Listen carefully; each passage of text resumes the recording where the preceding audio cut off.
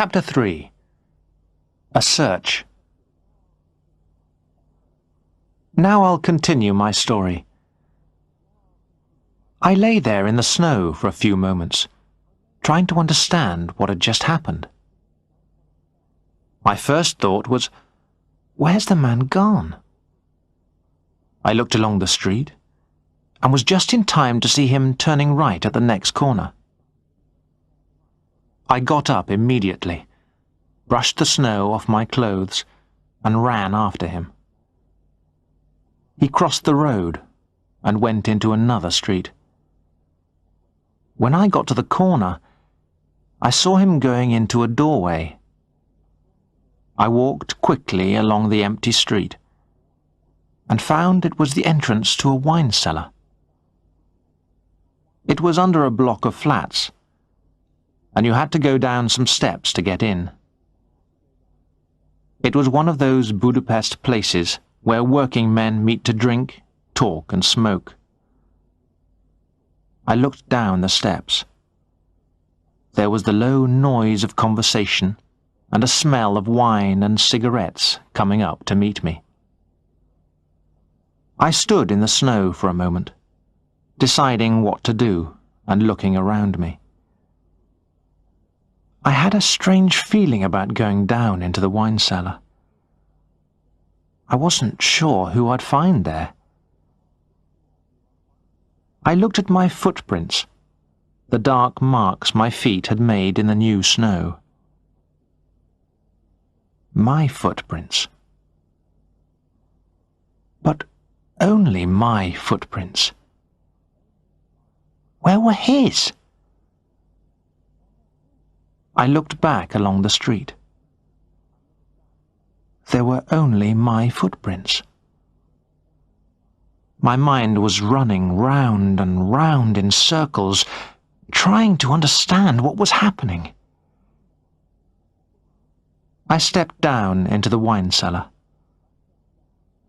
It was the first time I'd been into that kind of bar. Inside, it was suddenly warm after the winter streets. It was dark, and my eyes took a few moments to get used to the darkness. I looked around me. There were a few men dressed in working clothes, standing in small groups, drinking their wine and talking. I looked over to the bar, where I expected to see my man buying a drink. But there was just a young man with fair hair talking to the barman. The place was not very big, and I walked around and looked at everyone carefully. My man was nowhere to be seen. I walked over to the bar. "Where did the man go?" I asked the barman. "What man?" he asked back. "Just before I came in," I said, "there was another man who came in. Where is he?" The barman looked at the blonde man with a look on his face that seemed to say, "Who's this madman?"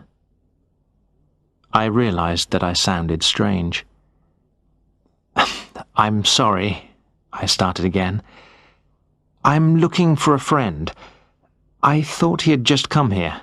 That's why I came in. Are you sure nobody came in just before me?" "See for yourself," said the barman, showing me the men in the room. "But is there no other room here?"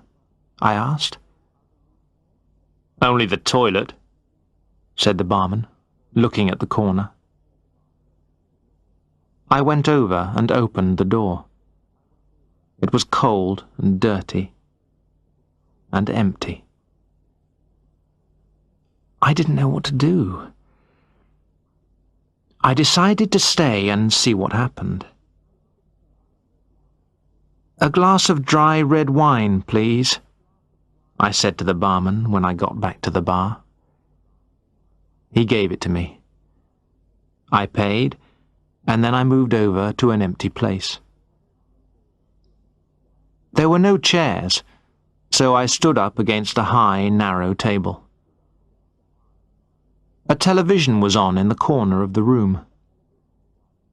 I watched the news and waited.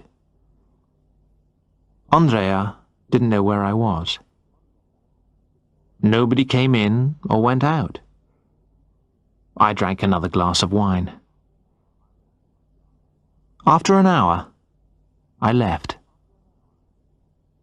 I didn't understand anything, and it was not just because I had drunk too much wine on an empty stomach.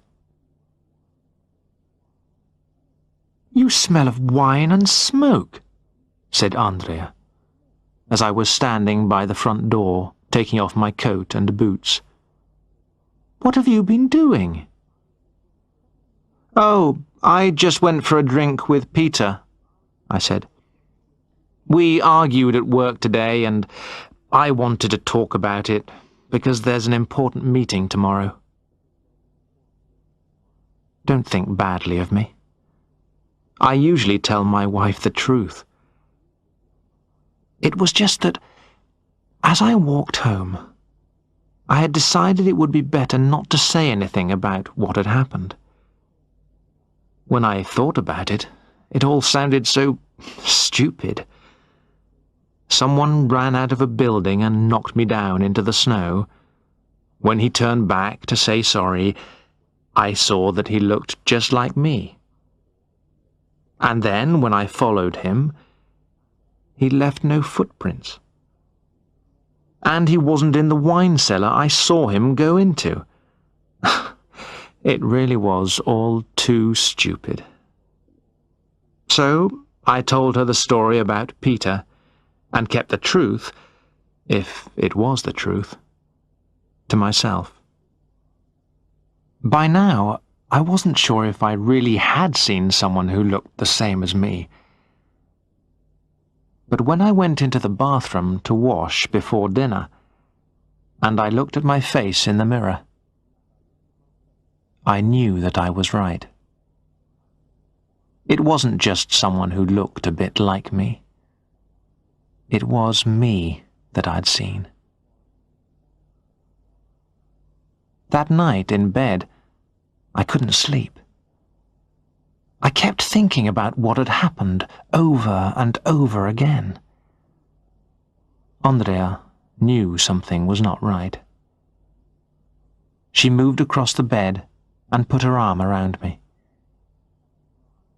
"What is it, love?" she asked quietly. "Oh, nothing," I replied. "Just those problems at work again. Don't worry." And I kissed her. Until I met myself, I'd always thought myself to be a normal, intelligent person. I thought I understood more or less how the world around me worked, even my new world in Budapest. But what happened that night in the street had changed something inside me, and I couldn't get it out of my mind.